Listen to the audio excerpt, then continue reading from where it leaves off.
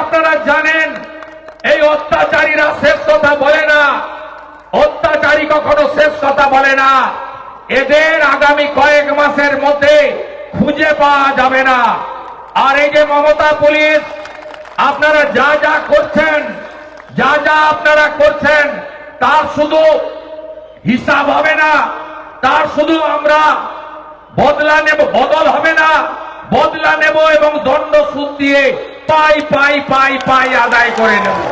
এখনো অর্জুননগর আড়গোয়ালকে এই যে এখানকার যে গুন্ডাগুলো, আমি তাদের নখ থেকে মাথার চুল পর্যন্ত চিনি, তারা কি করে রেখেছে আমরা জানি। আমি বলছি আপনারা খেলা সামলাতে পারবেন তো? পারবেন না।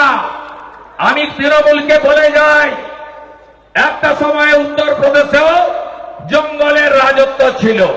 2017 সালে বিজেপি জেতার পরে, যোগীজি আসার পরে উত্তরপ্রদেশের জঙ্গল রাজের নাম নিশান পুছে দেওয়া হয়েছে। বুলডোজার চলে উত্তরপ্রদেশে। আজকে শান্তিতে মানুষজন আজকে বসবাস করছেন। একইভাবে একটা বয়ান ছিল, কথিত ছিল যে আপনার সমোসা মে আলু আর বিহার মে লালু, অর্থাৎ হিন্দিতে সমোসাকে সিঙ্গাড়া বলা হয়। সিঙ্গাড়ার ভিতরে আলু আর বিহারে ছিল লালু। সেই বিহারে আপনারা দেখেছেন নীতিশ কুমারজির সুশাসন, নরেন্দ্র মোদীজির বিকাশ একসঙ্গে মিলে গোটা বিহারকে আজকে নতুন জায়গায় নিয়ে গেছে। আজকে জেলে রাখলো। আজকে আমাদের সুখদেব ভাইকে তফসিলি পঞ্চায়েত মেম্বার একাধিকবার জেল খাটালো। সব আমার মুখস্থ আছে, লিখে রাখতে হয় না। আমি এর সুদ আর আসল একসঙ্গে হিসাব তুলব, নিশ্চিন্ত থাকতে পারেন। ঐক্যবদ্ধ হন। যদি ভাগ হবেন তাহলেই বিপদ।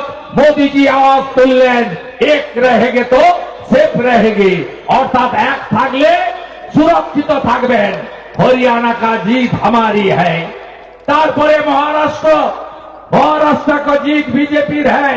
তারপরে দিল্লি দেখুন, 27 বছর পরে ফ্রি ফ্রি ফ্রি ফ্রি আরেক ফেরেকবাজ মমতা ব্যানার্জির মতো অরবিন্দ কেজরিওয়াল, জেল খাটা মুখ্যমন্ত্রী প্রাক্তন।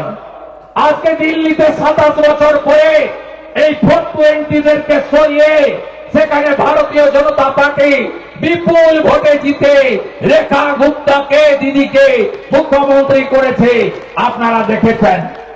আর তারপরে বিহারের নির্বাচন, ডবল সেঞ্চুরি বিজেপি।